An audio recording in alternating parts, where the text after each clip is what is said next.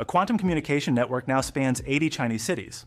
According to program disclosures, it stretches roughly 12,000 kilometers of fiber through 145 nodes, anchored by a backbone running about 2,000 kilometers from Beijing to Shanghai, with a satellite called Jinan, one extending its reach beyond where fiber alone can go. The accepted rule about quantum communication is that it is theoretically untappable in transit. The contradiction is this: a network this large, built this fast, carries an architectural assumption that almost every headline skips right past. There's a phrase buried in the technical specs that changes the security story entirely. And once you understand it, the question stops being whether the scale is real and starts being whether the security model matches it. Before you assume this is another cycle of big numbers and vague claims, the infrastructure here is documented, deployed fiber and operational nodes. This is not a paper result or a press conference target. The scale is operator reported and worth reading carefully, but the underlying architecture is established in the physics literature and it is not in dispute. The question of credibility is less interesting than the question of what this network actually guarantees. Whoever builds out quantum networking infrastructure first does not just win a technology race. They set the architecture, write the operational standards, and build the supplier ecosystem. That is a compounding advantage, the kind that does not transfer from a white paper. And right now the West is working from blueprints while China is running traffic. By the time you finish here, you will understand exactly what a trusted node is, why that distinction is the most important thing the coverage gets wrong, and which of the two bets on this network's strategic meaning has the stronger case. This is not really a story about fiber optics or satellites. It is about who pours the foundation of global quantum networking and whether the foundation has trapdoors in it. To understand why the architecture question matters more than the headline number, you need to understand one thing about how quantum communication actually works. Quantum key distribution uses individual photons to share encryption keys between 2 points. The physics means that any attempt to intercept a photon disturbs it in a way that is detectable. The no-cloning theorem in quantum mechanics makes it impossible to copy a quantum state without leaving a trace. Imagine a wax seal on a letter that physically shatters the moment anyone opens the envelope.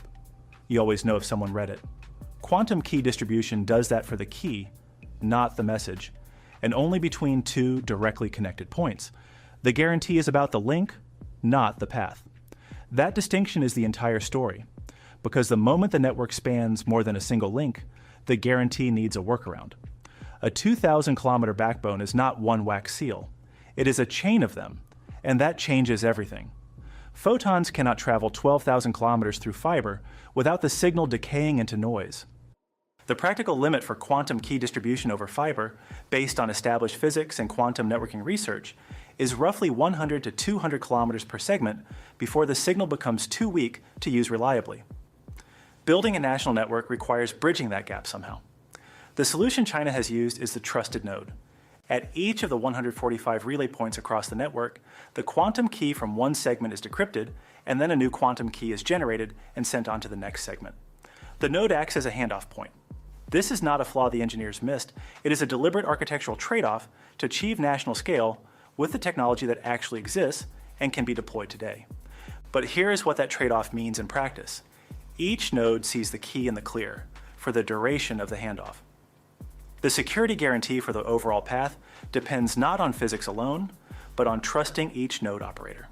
Think of it as an armored car route across the country where the cargo is unloaded and reloaded at 145 warehouses along the way. The truck is armored. The fiber between nodes is protected by quantum physics, but inside each warehouse, someone has to handle what is being carried. Does that mean the network is not actually secure? Not exactly. It means the security guarantee is conditional. It depends on trusting each operator, each facility, each link in the human chain. That is a political and operational question, not a physics question. Domestically, within a single jurisdiction with a single administration managing the nodes, that may be an acceptable assumption. Across international partners or adversarial contexts, it is the central design tension of the whole architecture. The physics-grade marketing and the operational reality are not the same thing, and that gap is what the strongest claims about this network quietly paper over. The floor China has poured is real, extensive, and running live traffic. It also rests on 145 load-bearing columns, each of which requires trust. Now, what about the satellite that is supposed to extend it further? Jinan-1 is a quantum key distribution capable satellite that extends the network's reach into areas where laying fiber is impractical. Instead of sending photons through glass, satellite quantum key distribution sends them through the atmosphere to ground stations below. This solves the geographic gap problem for remote regions and long transoceanic distances. The precedent for this approach was established and independently peer-reviewed in 2017, when the Micius satellite demonstrated intercontinental quantum key distribution, a result published in Nature that same year. Jinan-1 is a follow-on operational satellite, according to program reporting, building on what Micius proved was possible. But the satellite layer comes with its own constraints, and they are structural, not incidental. Atmospheric interference reduces signal quality compared to fiber. A low Earth orbit satellite has a coverage window of only minutes per pass over any given ground station. Clouds and weather can interrupt the link entirely. Specific throughput figures for Jinan-1 have not been independently confirmed, so the exact capacity of those links remains an open question based on public information. Think of the satellite as a skylight in the armored warehouse chain. Useful when conditions are right, but you cannot run the whole operation through it. The satellite supplements the fiber backbone for geographic reach. It does not replace it, and it does not eliminate the trusted node structure on the ground. So the floor stands on fiber with satellite footings in the hard-to-reach corners. Both carry the same underlying architectural condition, which raises the fair question, what does the West version of this look like? Here's where the honest comparison gets important to get right. The 12,000 kilometer figure and the 145 node count come from Chinese national program disclosures, not from an independent third-party audit. The infrastructure is real and operational, not a target or a promise, but the precise figures carry that provenance and should be read with it in mind. More importantly, this network is not the same as the end-to-end entanglement-based quantum networking that physicists describe when they talk about the theoretical ceiling of quantum security. That version, where keys are never decrypted at intermediate points and the quantum guarantee holds for the entire path, requires quantum repeaters. Quantum repeaters are still at the laboratory stage globally. No country has deployed them at scale. China's network is the world's largest deployed quantum key distribution infrastructure. It is not the same as an end-to-end quantum secure network in the strongest theoretical sense, and conflating the two is the mistake the most breathless coverage keeps making. Western programs are real. The United States Department of Energy operates quantum network testbeds. The European Union has the EuroQCI initiative targeting EU-wide deployment. These programs are funded, active, and advancing. But based on their public program status, they remain at testbed and metropolitan scale rather than national deployment. Confirmed figures for deployed kilometers and nodes in operational Western quantum key distribution networks are not publicly available in a form that supports a direct apples-to-apples comparison, which itself says something about the current state of deployment. The gap in operational scale is not disputed by the programs themselves. What that gap means strategically follows a pattern visible across infrastructure industries more broadly. Operational experience at scale creates things that cannot be transferred from a white paper. Network management expertise, supplier relationships, fault response protocols, standards that other systems then have to accommodate. Every kilometer of operational fiber is learning.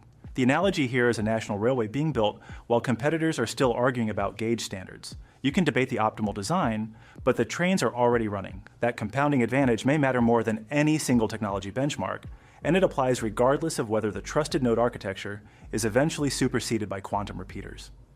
Here's my honest read. The triumphalist version of this story, where China has an unbreakable quantum internet that leaves the West defenseless, is wrong. Trusted nodes mean the security guarantee is conditional and operational, not physical end-to-end. That is a real limitation, and the coverage that ignores it is doing its audience a disservice. But the dismissive version, where trusted nodes make the whole thing security theater, is also wrong. A conditional security guarantee running across 12,000 operational kilometers is genuinely more useful than a perfect theoretical guarantee that spans a single lab corridor. Operational scale at this level creates compounding advantages that do not transfer from a white paper, and those advantages are accumulating in real time. The floor has trapdoors. It is still a floor, and it is still higher than any blueprint drawn elsewhere. Neither extreme captures what is actually true here. Scale and security architecture are two separate dimensions, and this network is strong on one and genuinely constrained on the other. The strategic lead in deployed reach is real. The security ceiling is lower than the marketing implies. Both of those things are true simultaneously, and the mistake both the hype and the dismissal make is treating them as mutually exclusive. China has raised the floor of quantum networking higher than any competitor has matched. The unresolved question is whether a floor with 145 trapdoors built into it is infrastructure or illusion. And the answer probably depends on what you are trying to protect, from whom, and whether you are on the inside of those nodes or the outside. So I want your honest read in the comments. Which matters more to you, that China has deployed something at a scale the West has not matched, or that the architecture quietly requires trusting 145 nodes you do not control? Two genuinely defensible bets. Which one changes your view of this network and why? Subscribe if you want to follow how this actually develops, whether the West closes the deployment gap, and whether quantum repeaters eventually make the trusted node question irrelevant. That is exactly what we will cover.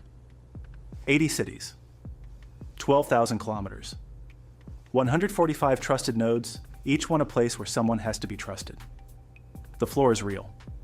The trapdoors are real. Both are true at the same time.